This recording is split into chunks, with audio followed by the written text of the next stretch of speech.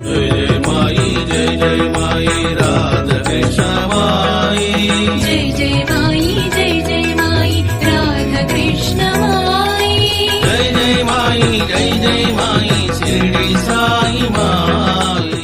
जय सद्गुरुनाथ महाराज की जय, राधे कृष्ण माई की जय, हर हर महादेवा। இப்போ நம்ம இருக்கக்கூடிய இடம் காசி மாநகரம், மோக்ஷபுரி சேத்திரமாகிய காசி சேத்திரத்தில் தான் இப்போ அடியன் இருக்கேன். இப்போ நீங்கள் பார்க்கக்கூடிய வீடியோவில் இப்போ ஒரு நந்தியை காட்டுறோம் பாருங்கள். காசி யாத்திரைக்கு செல்லக்கூடிய ஒவ்வொரு பக்தர்களும் இப்போ ஒரு நந்தியை காட்டணும் இல்லையா, இந்த இடத்துக்கு பேர் நந்தி சர்க்கிள் அப்படின்றது பேர். புதிதாக வரக்கூடிய பக்தர்களோ பழைய பக்தர்களோ யாரை கேட்டாலும் இந்த இடத்துல நந்தி சர்க்கிள் அப்படின்னு நீங்கள் கேட்டிங்கனாலே இந்த இடத்துக்கு வந்துடலாம். ஸோ இந்த நந்தி சர்க்கிள் தான் இந்த காசி மாநகரத்தில் ரொம்ப முக்கியம். கங்கை கரைக்கு போகிற வழிக்கும் இது இந்த நந்தி சர்க்கிள் தான் வழி. சுவாமியை தரிசிக்க போகிற பாதைக்கும் இந்த நந்தி சர்க்கிள் தான் ஒரு மார்க்கம். ஆகையினால இந்த இடத்துல நந்தியம்பெருமானே நமக்கு ஈஸ்வரனை தரிசிக்கிறதுக்கான மார்க்கத்தையும் அடுத்து கங்காவை தரிசிக்கிற மார்க்கத்தையும் நந்தியம்பெருமானே நமக்கு தரிசனம் பண்ணி வைக்கிறார். இப்போ அடியன் காசி மாநகரத்தில் இருக்கேன். இப்போ நம்ம நேராக கங்கா பிரவாகமாக ஓடுவா இல்லையா, காசி சேத்திரம்னாலே கங்கா அப்படின்னு தானே சொல்வோம். ஸோ அந்த கங்கையை நோக்கி தான் அடியன் இப்போ பயணப்படுறேன். இப்போ ரொம்ப ஆழமான ரொம்ப டெப்த்தான விஷயங்களை அடியன் சொல்லாமல் ரொம்ப பேசிக்காக காசி யாத்திரையில் நீங்கள் இதெல்லாம் ரொம்ப அவசியம் தரிசிக்கணுன்றதுக்கான ஒரு பேசிக்கான விஷயத்தையும் சில பல ஆழமான கருத்துக்களையும் இந்த ஒரு வீடியோ பதிவு மூலமாக அடியன் உங்களுக்கு சமர்ப்பிக்கிறேன். 2 கண்களால் இந்த காசி மாநகர தரிசனம் பண்ணுங்க, காதுகளாலையும் மனதாலையும் அடியன் சொல்லக்கூடிய ஒவ்வொரு வார்த்தைகளையும் அப்சர்வ் பண்ணுங்க. அதாவது இந்த பிரபஞ்சத்தில் இந்த பாரத பூமியில் சேத்திரங்கள் இருக்குது. மோக்ஷபுரி சேத்திரங்கள் 7 சொல்லப்பட்டிருக்கு. அதாவது மோக்ஷ மார்க்கத்துக்கான சேத்திரங்கள். 1 அயோத்தி, 2வது மதுரா, 3வது ஹரித்வார், 4வது அவந்திகான்னு சொல்லக்கூடியது. அடுத்தது பார்த்திங்கன்னா துவாரகை, காசி, காஞ்சி. இதில் இப்போ நம்ம காஞ்சியில் அதாவது காசி மகா புண்ணிய சேத்திரத்தில் இருக்கிறோம். ரொம்ப துர்லபமான பாக்கியம் இந்த இடங்களில். இதுக்கெல்லாம் சத்குருநாதருடைய அந்த கருணையும் நம்மளுடைய முன்னோர்களுக்குடைய அந்த புண்ணியமும் இருக்கும் பட்சத்தில் தான் இந்த மகா புண்ணிய சேத்திரங்களெல்லாம் நம்ம தரிசிக்கும்படியான ஒரு விஷயம் இருக்குது. இந்த காசி மாநகரில் இது 2 பக்கமும் பார்த்திங்கன்னா வெறும் கடை தெருக்களாக இருக்குது பாருங்கள். நிறைய வெறும் கடை தெருக்கள் தான் இருக்குது. பொதுவாக திருவாரூரில் பிறந்தாலே முக்தின்னு சொல்கிறாங்க. சிதம்பரத்தில் எம்பெருமான தரிசித்தா முக்தின்றாங்க. திருவண்ணாமலையில் என்ன பண்ணா முக்தி, நினச்சாலே முக்தி. காசியில் இறப்போருக்கெல்லாம் மோட்சம் அப்படின்னு சொல்லப்பட்டிருக்கு. சரிங்களா? அப்பேற்பட்ட காசி மாநகர சேத்திரத்தில் தான் இந்த இடங்கள் எல்லாம் நம்ம இறக்கணும் அப்படின்றதெல்லாம் பூர்வ ஜென்ம புண்ணியம். நம்மளுடைய ஜென்மாக்களில் ஜென்மாவாக பரம புண்ணியம் செய்திருந்தால் தான் அந்த மகா பிரசாதம் நமக்கு கிடைக்கும். இந்த சேத்திரத்தில் இறக்கக்கூடிய ஒத்தொத்தருடைய ஜீவன்களையும் அந்த இறந்து போன உடல் இருக்கே, அந்த உடல்கள் எல்லாவற்றையுமே பார்வதி தாயார் தன்னுடைய மடியில் ஏந்தி கொண்டு முந்தானை எடுத்து விசிறிவிடுவாளாம் அம்மா. அது மட்டும் இல்லை, எம்பெருமானாகிய காசி விஸ்வநாத பெருமான் என்ன பண்ணுவாராம், வாக்கில் அந்த காதில் ராம நாமத்தை சொல்லுவாராம். ஸோ இதெல்லாம் சாட்சியா ஸ்ரீ ராமகிருஷ்ண பரமஹம்சர் இதை ஒரு சமாதி பாவ நிலையிலிருந்து காசி மாநகரத்தில் நடக்கக்கூடிய ஒரு அமானுஷ்யமான விஷயங்களை சமாதி நிலையில் இருந்து கொண்டு நமக்கு சொல்லியிருக்கார். ஆகையினால இந்த காசி மாநகரில் இறக்கக்கூடியவர்களுக்கு பரம புண்ணியம், எம்பெருமானுடைய அந்த ஸ்பரிசமும் கிடைக்குது, ராமநாம உபதேசமும் கிடைக்குது, பார்வதி தாயாருடைய அந்த உயர்ந்ததான அன்பும் பண்பும் இந்த இடத்துல கிடைக்குது இந்த மோக்ஷபுரி சேத்திரத்தில் இறக்கக்கூடியவர்களுக்கு. சரிங்களா? ரொம்ப ஒரு உன்னதமான சேத்திரம். இதே மாதிரி நிறைய சுவாமிகள் எல்லாம் பார்க்கலாம். நிறைய நெற்றியில் விபூதி இட்டு விடுவாங்க, நிறைய விபூதி இட்டு விடுவாங்க. இதுக்கப்புறம் அடியின் ஒரு பாயிண்ட் ஆஃப் வியூ சொல்கிறேன். அதாவது காசி விஸ்வநாதரை தரிசிக்கிறதுக்கான அதாவது ஃபஸ்ட்டு நம்பர் கேட்டு. அதே மார்க்கத்தில் அன்னபூரணியை பார்க்க போகிற இடம், சாட்சி விநாயகரை பார்க்க போகிற இடம், அப்புறம் அதே மாதிரி காசி விசாலாட்சி தாயாரை பார்க்க போகிற இடத்துக்கான ஒரு வியூ பாயிண்ட்டை தான் இப்போ உங்களுக்கு அடியேன் காட்ட போகிறேன். இங்கே ஒரு அம்புகுறி கொண்ட ஒரு போர்டு இருக்குது பார்த்தீங்களா? நேராக போனால் தஸ் அஸ்வமேத், அதாவது கங்கக்கரை. இப்போ நான் ஒரு கோபுரம் கட்ட போகிறேங்க. இது மேலே நிற்கக்கூடிய சுவாமி ஆதி சங்கராச்சாரியார். இந்த வளைவுக்குள்ளே நீங்கள் போனீங்கன்னா நீங்கள் கேட் நம்பர் 1 வழியாக காசி விஸ்வநாதனை தரிசிக்கலாம். அதே மாதிரி இதே இந்த ஆர்ச் வழியாக நீங்கள் போனீங்கன்னா காசி விசாலாட்சியை பார்க்கலாம், வராகி டெம்பிளை பார்க்கலாம், அன்னபூர்ணி அம்மாவை பார்க்கலாம், சாட்சி விநாயகரை பார்க்கலாம். ஆகையினால காசிக்கு வரக்கூடிய நீங்கள் இந்த ஒரு இடத்த ரொம்ப மெயின் பண்ணிக்கிங்க. இங்கே யார் கேட்டாலும் சொல்லுவாங்க காசி விஸ்வநாதர் தரிசிக்கிறதுக்கான போர்டு இங்கே இருக்குது, தமிழ்லையே இருக்கும், ஒன்றும் பயம் வேண்டாம், கேட்டாலே பக்தர்கள் சொல்லுவாங்க அப்படின்றத சொல்லிக்கிறேன். அதனால் ரொம்ப ரொம்ப ரொம்ப முக்கியமான ஒரு சேத்திர வைபவம் கொண்டது. இங்கே பார்த்தீங்கன்னா சுயம்பு லிங்கமாக 11 லிங்கங்கள் இருக்குது.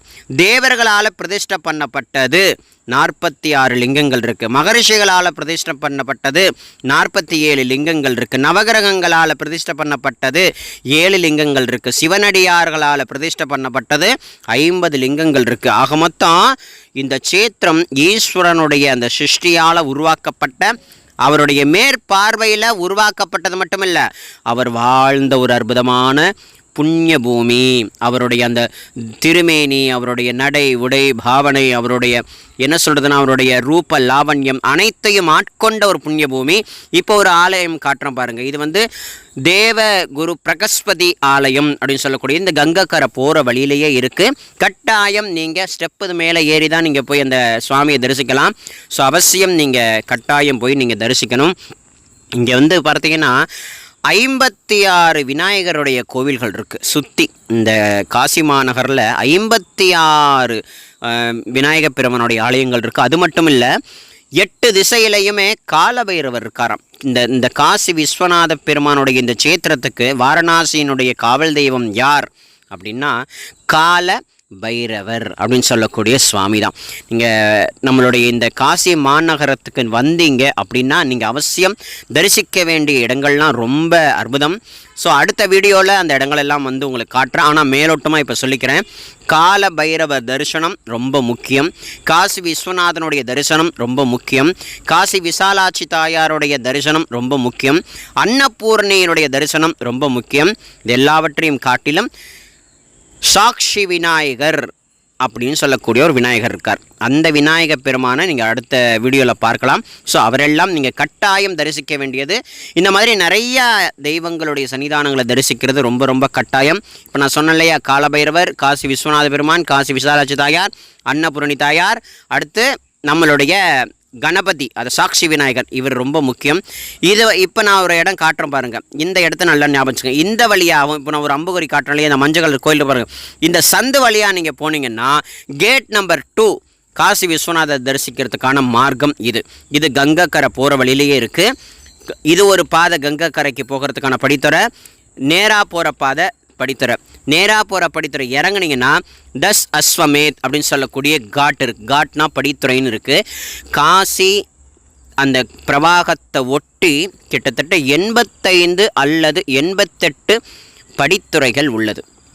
அதாவது இப்போது பொதுவாக ஆற்றுப்படுகை சொல்லுவாங்க இல்லையா, நிறையா ஒரு நதிகள் போகுதுன்னா அதுக்கு ஒரு கீழே இறங்கி ஸ்நானம் பண்ணுறதுக்கு இல்லை நாமஜபம் பண்ணுறதுக்கு படித்துறைகள்லாம் சொல்லுவாங்க இல்லையா, அந்த மாதிரி கிட்டத்தட்ட 88 விதமான காட் இருக்குது. ஒவ்வொரு காட்டுக்கும் ஒவ்வொரு பெருமை இருக்குது. இதில் நீங்கள் அவசியம் இந்த கங்கா மாதாவினுடைய இந்த கரையில் நீங்கள் அவசியம் தரிசிக்க வேண்டிய காட்லாம் எது நீங்கள் அவசியம் முடிஞ்ச அளவு தனிப்பட்ட முறையில் போட் எடுத்துகிட்டு போனாலும் பரவாயில்லை. நீங்கள் ஒரு போட்டை வாடகைக்கு எடுத்தீங்க அப்படின்னா குரூப்பாக போனால் ஒரு விதமான பணம் கேட்குறாங்க, செப்பரேட்டாக போனால் அதுக்கு ஒரு விதமான பணம் கேட்குறாங்க. ஸோ இதை நீங்கள் கொஞ்சம் ஆலோசனை பண்ணி தான் நீங்கள் பார்க்கணும். ஏன்னா ஆளுக்கு ஏற்றாற் போல் பணம் வாங்கி கொள்கிறார்கள். ஆகையினால் சரியாக நீங்கள் கொஞ்சம் கேட்டுக்கொண்டு போகிறது ரொம்ப சரியாக இருக்கும்னு அப்படின்னு நினைக்கிறேன். ஸோ இந்த இடங்கள்லாம் ஒழிக்கக்கூடிய நாமம் எது? கங்கா பிரவாகமாக ஓடக்கூடிய கங்கா மாதாவினுடைய அந்த பிரவாகம் ஓடக்கூடிய நதிக்கரைக்கு வரோம். இங்கே தான் கங்கா மாதாவிற்கு ஆரத்தி எடுக்கப்படும். டெய்லி சாயங்காலம் ஒரு 5 மணிக்கெல்லாம் கூட்டம் உட்காந்துரும். ஆரத்தி ஆரம்பிக்கிற நேரம் 6லேருந்து 6:45 ஆரம்பிச்சிருவாங்க. இப்போ அடியன் வந்து ஆரத்திக்கான அந்த நேரத்தை ஒட்டி தான் அடியன் வந்து இப்போ உங்களுக்கு இந்த வீடியோ பதிவை அடியன் காட்டின்னு இருக்கேன். ஆரத்திக்கு உட்கார்றதுக்கான சேர்ஸு எல்லாமே ரெடியாக இருக்குது, நீங்கள் பார்க்கலாம்.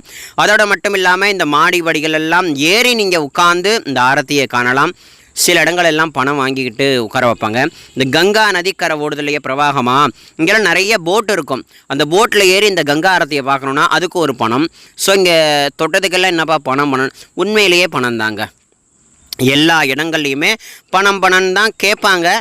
உங்களுக்கு சக்தி இருக்குமானால் நீங்கள் தாராளமாக கொடுக்கலாம். அப்படி இல்லையானால் ஹரஹர சம்போ மகாதேவான்னு சொல்லிக்கொண்டு ஒரு ஓரமாக அமர்ந்து கொண்டு நீங்கள் எல்லாவற்றையும் பூர்ணமாக தரிசிக்கலான்றதை வந்து அப்படின்னு சொல்லிக்கிறேன். சேர்லாம் போட்டிருக்காங்க பார்த்தீங்களா, இதெல்லாம் எதுக்கு அப்படின்னா கங்கா ஆரத்திக்கான அந்த நேரம். இது ஒரு சரியாக வந்து 4 மணிக்கு எடுத்த வீடியோ இது. ஸோ ஆகையினால உங்களுக்கு அந்த ஒரு விஷுவலை வந்து உங்களுக்கு இப்போ நான் அடியன் காட்டுறேன். ஸோ இந்த மாதிரி காசி மாநகரம் சொல்லக்கூடியது மோக்ஷபுரி சேத்திரம். ஸோ இது வந்து 7 புண்ணிய சேத்திரங்களில் ஒரு சேத்திரம் இந்த காசி விஸ்வநாத சேத்திரம். இது ரொம்ப மனசுக்கு ரொம்ப திருப்திகரமாக இருந்தது. இது வந்து அடியனுக்கு 2வது முறையாக இந்த காசி மாநகரத்துக்கு வந்து தரிசிக்கும்படியான ஒரு கிருப்பையை குருநாதனும் ஜெகத்மாதாயினுடைய அம்மா ராதாகிருஷ்ணமாயும் கொடுத்துருக்காங்க. இந்த காசி மாநகரத்துக்கு வராத மகான்களே கிடையாது. இந்த பிரபஞ்சத்தில் எவ்வளவு பெரிய மகான்கள் உண்டோ அத்தனை மகான்களுடைய திருவடியும் பட்ட அவர்கள் உலாவிய அவர்கள் நாமஜபம் செய்த ஒரு மகா புண்ணிய சேத்திரம் இந்த காசி கங்கால தான் நம்மளுடைய பாபா ஸ்நானம் பண்ணுறார். தத்தாத்திரேயருடைய அந்த ஐசாயே பாசாயி திகம்பரா அக்ஷய ரூபாவதாரா சர்வகே வியாபகதோ ஸ்ருதிசாரா அனுசயாத்ரி குமாரா பாபாயே பா காசி ஸ்நான ஜப்பா பிரதிதி விசிம் வருதா. காசி ஸ்நான ஜப்பா பிரதித்தி விசிம் டெய்லி காசியில் வந்து ஸ்நானம் பண்ணி ஜபம் பண்ணுறாராம். யார்? தத்தாத்திரேயர். தத்தாத்திரேயர் மாத்திரம்தானுங்கிறத விட எல்லா தெய்வங்களும் எல்லா தேவர்களும் எல்லா குருமார்களுக்கும் ரொம்ப சிரேஷ்டமான ஒரு இடம் இந்த கங்கைக்கரை. அது இல்லாமல் இங்கே கிட்டத்தட்ட 85 படிக்கட்டு துறைன்னு சொன்னேன் இல்லையா, ஒவ்வொரு படித்துறைக்கும் ஒவ்வொரு கதைகள் உண்டு. அந்த கதைகள் எல்லாம் வந்து கேட்டோம் அப்படின்னாலே உடம்பே பதறும். ஏன்னா அவ்வளவு விசேஷங்கள் நிறைந்தது. காசி காண்டம் அப்படின்னு சொல்லக்கூடிய ஒரு நூல் இருக்குது. ஸோ காசி சம்பந்தமான நூல்கள் நிறையா இருக்குது. இப்போ இந்த கங்கைக்கரை ஓரமாக இருக்கக்கூடிய காட் படித்துறைகளில் எதெல்லாம்ப்பா ரொம்ப முக்கியமான காட்டு? நாங்களாம் காசிக்கு வந்தால் இந்த காட் எந்தெந்த காட்டை நாங்கள் அவசியம் பார்க்கணும் கேட்டிங்கன்னா அடியன் வந்து ஒரு 6, 7, 8 காட் சொல்லுவேன். ஸோ அசி காட்டு, 10 அஸ்வதா காட்டு, அதாவது இப்போ நம்ம அந்த காட்டில் தான் இருக்கும். கங்கா ஆரத்தி எடுக்கக்கூடிய காட் தசா அஸ்வதா காட்டு. அடுத்து பஞ்ச கங்கா காட்டு, அங்கே தான் ஏக்நாத் மகாராஜ் ஏகநாதர் எழுதினார், ஏகநாத பாகவதம் எழுதினார். வருணா காட்டு, வருணா தான் வாரணாசின்ற திருநாமம் கொடுத்தது. மணி கர்ணிகா காட்டு, அங்கே தான் காசியினுடைய பெரியதான சுடுகாடு இருக்குது. அடுத்து வந்து பார்த்திங்கன்னா ஹரிச்சந்திர காட்டு, ஹரிச்சந்திரன் சொல்லக்கூடிய ராஜாவினுடைய கதை உங்களுக்கு தெரியும். ஸோ அந்த ஹரிச்சந்திரன் பணிபுரிந்த ஒரு அற்புதமான சுடுகாடு, அதனால் ஹரிச்சந்திரா காட். அங்கே தான் பாரதியாருடைய வீடு கூட ஓரமாக இருக்கும், நீங்கள் தரிசிக்கலாம். அங்கே நம்ம தமிழ்நாட்டை சார்ந்த ஒரு பெரிய கோவிலே இருக்குது. அது மட்டும் இல்லை, காஞ்சி சங்கர மடம் கூட அங்கே தான் இருக்குது, நீங்கள் அதெல்லாம் போய் பார்க்கலாம்.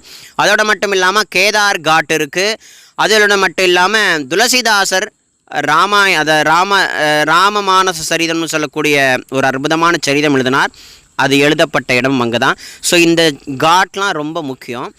உங்களை போட்டு நீங்கள் குரூப்பாக வந்தாலோ இல்லை தனிப்பட்ட முறையில் வந்தீங்களோ, ஸோ 64 படித்துறையை காட்டுன்ற மாதிரி அவங்க பாஷையில் சொல்லுவாங்க. நீங்கள் ஏறினீங்கன்னா அவங்க காட்டக்கூடிய காட் வந்து பார்த்தீங்கன்னா 10 15 தான் காட்டுவானுங்க, திருப்பி கூட்டு வந்து விட்டுருவானுங்க. ஏமாந்துடக்கூடாது. நம்ம 64 படித்துறையும் காட்டுற அளவுக்கு கொஞ்சம் நீங்கள் கொஞ்சம் ஃபோர்ஸாக பேசினா தான் அவங்க கொஞ்சம் பயந்துக்கிட்டு எல்லா காட்டையும் காட்டுவாங்க.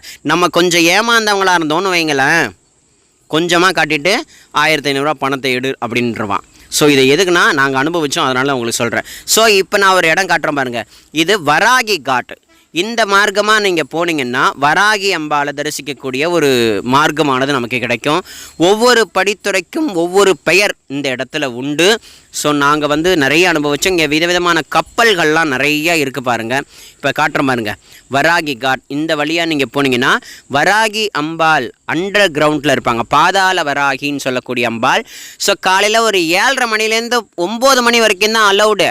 அதுக்கப்புறம் உள்ளே தரிசிக்க முடியாது, கோயிலை லாக் பண்ணிவிடுவாங்க. குறிப்பிட்ட டைம் தான். அதுக்கே கிட்டத்தட்ட கியூ எங்கேயோ நிற்கும். இந்த கியூவு எங்கேயே நிற்குன்றதை வந்து அடியேன் சொல்லிக்கிறேன். ஏன்னா இதெல்லாம் ரொம்ப நீங்கள் காசி சேத்திரத்துக்கு போனீங்கன்னா, இந்த நான் ஃபஸ்ட்டு எடுத்துருக்கிற டாபிக் கங்கைக்கரை ஓரமாக இருக்கக்கூடிய அந்த ரூப லாவண்யம். ரெண்டாவது நீங்கள் இதெல்லாம் இந்த கங்கைக்கரையில் எந்தெந்த காட்டெல்லாம் படித்துறையெல்லாம் தரிசிக்கணுன்ற ஒரு மார்க்கத்தை வந்து அடியேன் சொல்லின்னு இருக்கேன். சரிங்களா? டெய்லி இந்த கங்கைக்கரையில் யசோதா காட் நான் முதல்ல காட்டியிருப்பேன் பாருங்கள். அந்த இடத்துல தான் கங்கா ஆரத்தி நடைபெறும். நீங்கள் சரியாக 6 மணிக்கு 3 மணிலேருந்து மேக்ஸிமம் ஒரு 5-6க்குள்ளே வந்துட்டிங்கன்னா கிட்ட உட்காந்து கூட பார்க்குற அளவுக்கு நீங்கள் பார்த்துக்கொள்ளலாம். அடுத்ததாக ஒரு காட்டும் ரொம்ப அற்புதமானது. இப்போ அடியன் வந்து கங்கைக்கரை ஓரமாக இருக்கக்கூடிய ஒவ்வொரு படித்துறையை கிராஸ் பண்ணி இப்போ நான் எங்கே போகிறேன், இந்த வீடியோட எண்டு எங்கே இருக்க போகுதுன்னா, கேட் நம்பர் 1 காசி விஸ்வநாத பெருமானை தரிசிக்கிற இடமான கேட் நம்பர் 1ஐ நோக்கி தான் அடியன் போயின்னு இருக்கேன். அதோட இந்த வீடியோ பதிவு முடிஞ்சிடும். ஆகையினால அந்த மார்க்கத்தின் வழியாக நீங்கள் நடந்து எங்கு வேண்டுமானாலும் பயணிக்கலான்றதை அடியேன்னு சொல்லிக்கிறேன். இப்போ வராகி காட்டுக்கு ஒரு பாதை காட்டணும் இல்லையா, இன்னொரு பாதையை காட்டுறேன். அந்த வழியாக நீங்கள் போனீங்க அப்படின்னாலும் ஒரு படிக்கட்டு வருது பார்த்தீங்களா, இந்த படிக்கட்டு வழியாக நீங்கள் போனீங்க அப்படின்னாலும் நீங்கள் தாராளமாக வராகி அம்பாலை வந்து நீங்கள் சேவிக்கலாம். அந்த படிக்கட்டு காட்டம் பார்த்தீங்களா, திரிபுரா பைரவி காட். இந்த காட் வழியாக நீங்கள் போனீங்கனாலும் நம்மளுடைய வராகி தாயாரை நீங்கள் தரிசிக்கலாம். காசி விஸ்வநாத அந்த சுவாமியினுடைய அன்பு நம்மளுடைய தாயாகிய அம்மை பார்வதி தாயாராகிய காசி விசாலாட்சி அம்பாளையும் நீங்கள் இந்த வழியாக போனீங்கன்னா தரிசிக்கலான்றதையும் அப்படின்னு தெளிவாக சொல்லிக்கிறேன். ஸோ அடுத்த வீடியோலலாம் வந்து பார்த்திங்கன்னா காசி விஸ்வநாத தரிசிக்க போகிறதுக்கான பாதை எது, அன்னபூரணி தாயாரை தரிசிக்கிறதுக்கான பாதை எது, அப்புறம் சாட்சி விநாயகர் பார்க்குற பாதை எதுங்கிறதெல்லாம் அடுத்த வீடியோவில் அடியேன் உங்களுக்கு சுவாமி அருளால் கொடுக்குறேன். கங்கைக்கரை ஓரமாக நடந்த நிகழ்வுகள் 1 2 இல்லை. சந்த் மீராபாய் அப்படின்னு சொல்லக்கூடிய மீரா மாதாவினுடைய குருநாதர் ரவி தாஸ் மகாராஜ் இங்கே இருந்து கொண்டு தான் ஒரு அதாவது இந்த செப்பலை தைத்து வாழக்கூடிய ஒரு அந்த வடிவத்தில் ஒரு பெரிய குருநாதர் ரவிதாஸ் மகாராஜ்னு சொல்லக்கூடியவர். அவர் சதா சர்வ காலமும் தன்னை உணர்ந்த ஒரு உயர்ந்த ஞானியாக இருந்தார். ஆனால் அவரை பார்த்தா செருப்பு தைக்கிற மாதிரியே தான் இருப்பார். ஏன்னா அவரோட தொழில் அதுதான். புரியுதுங்களா? அவர் தான் மீரா மாதாவிற்கு குருவானவர். அந்த மீராபாயே இந்த காசி மாநகரத்துக்கு வந்து அந்த குருநாதனுடைய அருள் அனுகிரகத்தை பெற்று இங்கே மீரா காட்டுனே இருக்குது. மீரா காட்டுனே ஒன்று இருக்குது, மீரா படித்துறைனே ஒன்று இங்கே இருக்குது. அதெல்லாம் நீங்கள் நிறையா இருக்குங்க. ஒன்று இந்த இடங்களெல்லாம் பற்றி சொல்லணும் அப்படின்னா, நான் ஒரு ஹிஸ்ட்ரியாக சொல்லணும் அப்படின்னா, இப்போ நான் இந்த படித்துறை வழியாக நீங்கள் இங்கே இறங்கலாம் அங்கே இறங்கலாம் சொல்ல முடியாது. நான் வெறும் கதையாக தான் சொல்லிக்கிட்டு போய்கிட்டு இருக்க முடியும். உங்களுக்கு ஒன்றுமே புரியாது. நீங்கள் பார்க்கலாம், இந்த வழியாக போனால் வராகி காட்டை பார்க்கலாம், இந்த வழியாக போனால் மீராபாய் அம்மாவுடைய ஆசிரமத்தை பார்க்கலாம், இந்த வழியாக போனால் காசி விசாலாட்சி அம்பாளை பார்க்கலான்ங்கிற ஒரு மார்க்கத்தை இந்த வீடியோ மூலமாக அப்படின்னு காட்டினா நீங்கள் இந்த இடத்துக்கு போய் தரிசிக்கலாம். நான் கதையை சொல்ல ஆரம்பித்தேன்னா உங்களுக்கு புரியாது. ஆகையினால் நீங்கள் நிறைய நூல்கள் படிக்கக்கூடியவங்களாக இருக்கீங்கன்னா நெட்லலாம் கூகுளில் போய் காசி மாநகரத்தின் மகத்துவம்னு போனீங்கன்னா காசி காண்டம் அப்படின்னு சொல்லக்கூடிய ஒரு உயர்ந்த நூல் இருக்கும். ஸோ அதை நீங்கள் டவுன்லோட் பண்ணி படிச்சிங்கன்னா இந்த காசி மாநகரத்துடைய ஒரு அற்புதத்தை, பரமேஸ்வரனுடைய சிருஷ்டியால் படைக்கப்பட்ட இந்த காசி மாநகரத்தை நீங்கள் பார்க்கலாம். இந்த உலகத்தில் பிரளயம்னு ஒன்று ஏற்பட்டாலும் அழியாத ஒரு சேத்திரம் இந்த ஒரு காசி சேத்திரம். இந்த இடத்துல இறந்தோருக்கெல்லாம் முக்தி கொடுக்கக்கூடிய பரமேஸ்வரன் இருக்கார் இல்லையா, ரொம்ப உயர்ந்ததான இடம். எனக்கு தெரிஞ்சு ஒருத்தர் வந்தார், இந்த காசியில் இந்த செத்து போயிடுவேன் அப்படின்ட்டு வந்துட்டார். வந்து இங்கே ரொம்ப நாள் இருந்திருக்கார். இங்கே அன்னதானம் போகிறதெல்லாம் சாப்பிட்டுட்டு உடம்பு நல்லா கொழுன்னு ஆகிட்டு, உடம்புல கொஞ்சம் தெம்பு வந்துட்டு போல் இருக்குது. ஸோ அதனால் என்ன பண்ணிட்டாரு, உடம்பு நல்லா தான் இருக்கே, நம்ம ஊருக்கு போய் பேரம் பேத்திலாம் பார்த்துட்டு வந்துடுவோமா அப்படின்னு சொல்லிட்டு ட்ரெயினில் கிளம்பிட்டார். காசியை விட்டு அடுத்த ஸ்டெப்பு எடுத்து வச்சாருங்க. காசியை விட்டு அந்தாண்ட காசி எல்லையை தாண்டி போனாருங்க, உயிர் போயிட்டுங்க, உயிர் போயிட்டு. அப்போ இந்த காசி மாநகரத்தில் இறக்கிறது அப்படின்றது துர்லபம், எல்லாருக்கும் கிடைக்காது. எங்கெங்கேயோ யார் யாரோ இறந்தவருடைய அந்த உடல்கள் எல்லாவற்றையும் கஷ்டப்பட்டு இங்கே கொண்டு வந்து எரிக்கக்கூடிய ஒரு நிகழ்வுகளும் இந்த இடத்துல நடக்கக்கூடியது. ஏன்னா பார்வதி தாயாருடைய ஸ்பரிசம் கிடைக்கிது இறந்தோர்களுக்கு எல்லாம்.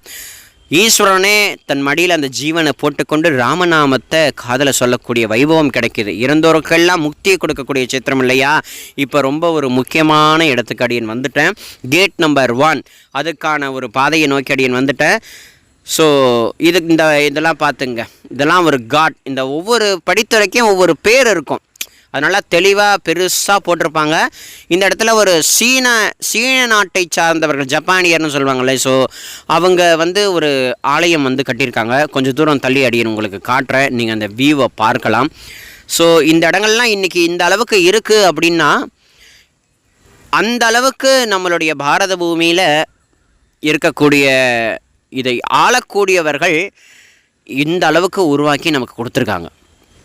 இந்த பாரத தேசத்தை ஆளக்கூடிய மகாத்மாக்கள் இந்த அளவு நமக்கு வந்து போய் தரிசிக்கும்படியான ஒரு மார்க்கத்தை காமிச்சிருக்காங்கன்றதை வந்து அடியேன் தெளிவாக சொல்லிக்கிறேன்.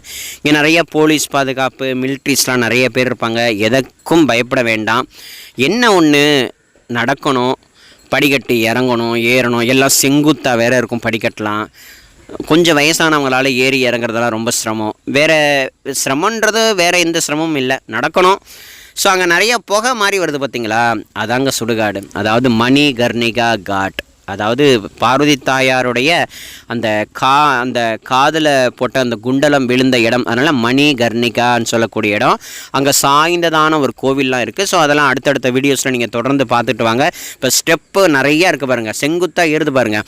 இந்த வழியாக நீங்கள் மேலே போனீங்கன்னா கேட் நம்பர் 1 அந்த மார்க்கமாகவும் நீங்கள் அழகாக காசி விஸ்வநாத பெருமானை நீங்கள் தரிசிக்கலாம். ரொம்ப மனதுக்கு ஒரு விதமான அமைதியையும் சாந்தத்தையும் கொடுக்கக்கூடிய ஒரு அற்புதமான இடம். இங்கே வந்து ஓம் நமக் சிவாயன்னு சொல்லக்கூடிய ஹர ஹர மகாதேவ, ஹர ஹர மகாதேவ்னு சொல்லக்கூடிய நாமம் ஒழிக்கக்கூடிய இடம். முன்னாடிலாம் வந்து பார்த்தீங்கன்னா, போன வருஷம்லாம் ஒரு 2 வருஷத்துக்கு முன்னாடி இங்கே வந்தோம். அப்போல்லாம் இந்த மாதிரி அடைக்கலை. இங்கெல்லாம் ஏன் அடைச்சிருக்காங்கன்னா, மணிகர்ணிகா காட்டை சுற்றி கொஞ்சம் சுத்தப்படுத்துகிறாங்க. ஸோ அந்த சுடுகாட்டை வந்து கொஞ்சம் டெவலப்மெண்ட் பண்ணுறாங்க. ஏன்னா நிறையா இறந்து போனவர்களுடைய அந்த உடல்கள் வந்து கொண்டே இருக்கிறதுனால கொஞ்சம் சமாளிக்க முடியாததுனால கொஞ்சம் பெருசாக்குறாங்க. கொஞ்சம் சுத்தம் சுகாதாரம்னு சொல்லுவாங்களா, அந்த மாதிரி ஆக்கின்னு இருக்காங்க. இப்படி தாங்க ஏறணும். நீங்கள் படிக்கட்டை பார்த்தீங்களா, எவ்வளோ செங்குத்தாக இருக்குது பாருங்கள், எவ்வளோ செங்குத்தாக இருக்குது பாருங்கள். இந்த படிக்கட்டு வழியாக தான் நீங்கள் மேலே ஏறி போகலாம். நான் இதுக்கு முன்னாடி ஸ்டார்டிங்கில் காட்டியிருப்பேன் ஆதிசங்கராச்சாரியார் வழி ஒரு வியூ பாயிண்ட்டு. ஸோ அதன் வழியாக வந்தீங்கன்னா நீங்கள் இந்த வழியாக தான் உள்ளே போய் காசி விஸ்வநாத பெருமானை தரிசிக்கிறதுக்கான ஒரு வழியாக இருக்கும். கியூ எங்கே இருந்தோ வரும், புரியுதுங்களா? இந்த வீடியோவில் நீங்கள் ஆரம்பத்தில் பார்த்துருக்கலாம். ஆதிசங்கராச்சாரியார் ஒரு பெரிய ஆர்ச்சி இருக்கும், அதுக்குள்ளே போனீங்கன்னா இந்த இடத்துக்கு நீங்கள் வருவீங்க அப்படின்றத வந்து அப்படின்னு சொல்லிக்கிறேன். நிறைய தமிழர்களை நீங்கள் இங்கே பார்க்கலாம். எதை பற்றி இங்கே பயப்பட வேண்டாம். சுற்றி நிறைய தமிழ் ஆளுங்க இருப்பாங்க. ஐயோ பாஷை புரியலையே, எதுவும் தெரியலையே, ஒன்றும் பயப்பட வேண்டாம். நம்மளை படைத்த தெய்வமாகிய எம்பெருமான் காசி விஸ்வநாத பெருமானே இந்த இடத்துல இருக்காருன்றத அப்படின்னு சொல்லிக்கிறேன். நாயன்மார்கள் பாடிய ஒரு சேத்திரம்ன்றதையும் அப்படின்னு சொல்லிக்கிறேன். எந்த நாயன்மார் பாடியிருக்கார், என்ன பாடியிருக்கார், யாரை பற்றி பாடியிருக்காருன்றதெல்லாம் அடுத்த வீடியோவில் அடியன் வந்து உங்களுக்கு தெளிவாக சொல்லிக்கிறேன்றதை சொல்லிக்கிறேன். ஸோ இந்த மாதிரி இந்த காசி மாநகரத்தில் அடியனால் முடிந்த அளவு சின்ன இந்த ஒரு வீடியோ பதிவுகளை எடுத்து உங்களுக்கு வந்து இந்த ஒரு வழி காட்டணுன்றதுக்காக நான் வந்து உங்களுக்கு சமர்ப்பிக்கிறேன். ஸோ இதெல்லாம் வந்து நாங்கள் முன்னாடி வந்தோம், அப்போல்லாம் இந்த மாதிரிலாம் பண்ணலை. இப்போ கியூ நிற்கிது பார்த்தீங்களா, எங்கே போகிறதுக்குன்னா காசி விஸ்வநாத பெருமானை தரிசிக்கிறதுக்கு கியூ. இந்த கியூ எங்கேருந்தோ வருது. கிட்டத்தட்ட எனக்கு தெரிஞ்சு ஒரு 1 கிலோமீட்டர் 1.5 கிலோமீட்டர் தூரத்துலேருந்து இந்த கியூ வந்துட்டுருக்குங்கிறத அப்படின்னு சொல்லிக்கிறேன். இங்கே நிறையா 12 ஜோதிர்லிங்கங்கள்னு சொல்லுவோம் இல்லையா, 12 ஜோதிர்லிங்கங்கள் மூலமாக அந்த நாமத்தை வைத்துக்கொண்டு பவன் அப்படின்னு சொல்லக்கூடிய நிறைய கட்டிடங்கள் எல்லாம் உருவாக்கியிருக்காங்க. ஆதி சங்கராச்சாரிய பெருமான் ஹர ஹர சங்கர ஜெய ஜெய சங்கர, ஹர ஹர சங்கர ஜெய ஜெய சங்கர, ஹர ஹர சங்கர ஜெய ஜெய சங்கர, ஹர ஹர சங்கர ஜெய ஜெய சங்கர. இந்த மஞ்சள் கலர் கோப்பிலாம் போட்டிருக்காங்களே, இவங்களாம் யாருன்னு கேட்டால் நம்ம தமிழ் ஆளுங்க தான். பெரிய டூரிஸ்ட் வந்திருக்காங்க. அமிர்த் பாரத்னு சொல்லக்கூடிய பாரத் கௌரவ், அதாவது தமிழ்நாட்டிலேருந்து ஒரு ட்ரெயின் ஸ்பெஷலாக விட்டுருக்காங்க. அந்த ட்ரெயினை பிடிச்சி தான் இந்த நிறையா கோபி போட்டவங்க எல்லோரும் வந்திருக்காங்க. ஸோ அவங்க கோயம்புத்தூர் நிறையா பக்தர்கள் வந்திருக்காங்க. நம்மளை அடியனை சார்ந்த பக்தர்கள் கூட அந்த டீமில் வந்திருக்காங்க. அதுக்கப்புறம் தான் எனக்கு அது தெரிய வந்தது. அவங்களெல்லாம் பார்க்கும்படியாக பாபா எங்களுடைய குருநாதன் வந்து கிருபை பண்ணியிருக்கார். ஸோ இதெல்லாம் காண கிடைக்காத ஒரு அற்புதமான காட்சி. அடுத்து வந்து பார்த்தீங்க அப்படின்னா நிறைய இங்கே பவன்ஸ் இருக்குது, நிறையா சின்ன சின்ன கோவில்கள் இருக்குது. ஒவ்வொரு இடத்துக்கும் ஒவ்வொரு புனிதம் இருக்கிறத போல் இந்த காசி மாநகரமே புனிது. இதெல்லாம் எந்தெந்த இடப்பா ரொம்ப முக்கியம்னு கேட்டிங்கன்னா காசி மாநகரம் முழுக்கவே முக்கியம்தான். இதில் எதை விடுறது எதை பார்க்குறதுன்னே நமக்கு தெரியாது. ஆனாலும் நாடியன் வந்து எதெல்லாம் முன்னாடி நான் பார்க்கணுன்றதை தெளிவாக சொல்லியிருக்கேன். காலபைரவ தரிசனம், காசி விஸ்வநாத தரிசனம், காசி விசாலாட்சி தரிசனம், அன்னபூரணி தரிசனம், அடுத்து யார் சாட்சி விநாயக பெருமானுடைய தரிசனம். இந்த மேக்ஸிமம் இந்த 5ன்றது ரொம்ப முக்கியன்றத அப்படின்னு சொல்லிக்கிறேன். பாரத் மாதா கி ஜெய். பாரத் மாதாவினுடைய அழகிய ஒரு திருவுருவத்தை எழுந்தருளை பண்ணியிருக்காங்க. பாரத் மாதா அப்படின்னு சொல்லக்கூடிய இந்த பாரத பூமின்னு சொல்கிறோமே, இந்த பூமியே காக்கக்கூடிய ஜெகத் மாதாவினுடைய ஒரு அற்புத ரூபலாவண்யமான ஸ்வரூபம். சோம்நாத் பவன்லாம் இருக்குது பார்த்தீங்களா. ஸோ இதுக்கப்புறம் நிறைய மகாத்மாக்களுடைய திருவுருவங்கள்லாம் இருக்குது. ஸோ அடுத்து ஒரு தாயாருடைய ஒரு அழகா சிலா ஸ்வரூபத்தை அடியன் காட்டுறேன். அவங்க யார்? அகல்யா ஹோல்கர்னு சொல்லக்கூடிய உயர்ந்ததான ராணி. அவர்கள் மூலமாகத்தான் இந்த காசி விஸ்வநாதர் ஆலயம் பிற்காலத்தில் புனரமைக்கப்பட்டு இன்றைக்கி நம்ம தரிசனம் பண்ணும்படியான ஒரு வழியை அன்றே காண்பித்து கொடுத்தது அகல்யா ஹோல்கர்னு சொல்லக்கூடிய ராணி அவர்கள் தான். இப்போ அவர்களுடைய ரூபமான அந்த ஸ்வரூபத்தை தான் அடியன் வந்து உங்களுக்கு காட்டுறேன். கையில் லிங்காக்காரமான ஸ்வரூபத்தை வச்சுருக்காங்க பாருங்கள். இங்கே ராணி அகல்யா ஹோல்கர் அப்படின்ற ஒரு திருநாமம் இந்த இடத்துல எழுதப்பட்டிருக்கும். நீங்கள் தெள்ள தெளிவாக பார்க்கலாம். அகல்யா ஹோல்கர் இருக்கா. ஸோ இந்த அம்மையார் தான் மூலமாகத்தான் இந்த காசி விஸ்வநாத பெருமானுடைய ஆலயம் வந்து திரும்பவும், ஏன்னா படைகளால் நிறைய அழிக்கப்பட்டு கட்டி இந்த மாதிரி இடிக்கிறது திருப்பி கட்டுறது, இடிக்கிறது திருப்பி கட்டுறது, இந்த மாதிரி தான் நடந்துட்டுருக்கு. ஸோ இப்போ நம்ம இந்த ஒரு உன்னதமான இடத்துக்கு வந்துட்டோம். இந்த 1ஆம் நம்பர் கேட்டு வழியாகத்தான் காசி விஸ்வநாத பெருமானை உள்ளே போய் தரிசிக்கலாம். உள்ள நாட்டாளோட மொபைல்லாம் கொடி அழகாக தெரியுது பார்த்தீங்களா. தங்கத்தகடால் செய்யப்பட்ட ஒரு அற்புதமான கோபுரம் தெரியுது பார்த்தீங்களா. அந்த கோபுரம் தான் காசி விஸ்வநாத பெருமானுடைய கோபுரம். ஸோ அடுத்த வீடியோவில் காசி விஸ்வநாத பெருமானை தரிசிக்கிறதுக்கான அந்த பாதை 1, அன்னபூரணி மாதாவினுடைய தரிசனத்துக்கான பாதை 2, சாட்சி விநாயக பெருமானை தரிசிக்கிறதுக்கான பாதை. ஏன்னா இங்கெல்லாம் சந்து பொந்துக்களாக இருக்கிறதுனால உங்களுக்கு பாதை புரியாது. அந்த பாதையை புரிய வைக்கிறதுக்காகவே அடுத்த வீடியோ அடியன் எடுத்திருக்கேன். ஸோ அடுத்த வீடியோக்காக நீங்கள் கொஞ்சம் காத்திருக்கணும். தொடர்ந்து பாருங்கள். காசி மகா புண்ணிய சேத்திரத்தில் எந்தெந்த இடங்களெல்லாம் பார்க்க போகிறோமோ அந்தந்த இடங்களெல்லாம் அதி அற்புதன்றதை சொல்லிக்கிறேன். ஹர ஹர மகாதேவ. சத்குருநாத் மகாராஜ் கி ஜெய். ஜெகத்மாதே ராதே கிருஷ்ணமாயி.